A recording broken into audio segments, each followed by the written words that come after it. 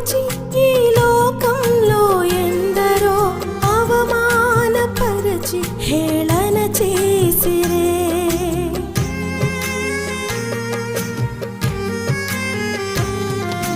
నా స్థితిని చూచి ఈ లోకంలో ఎందరో అవమానపరచి హేళన చేసిరే.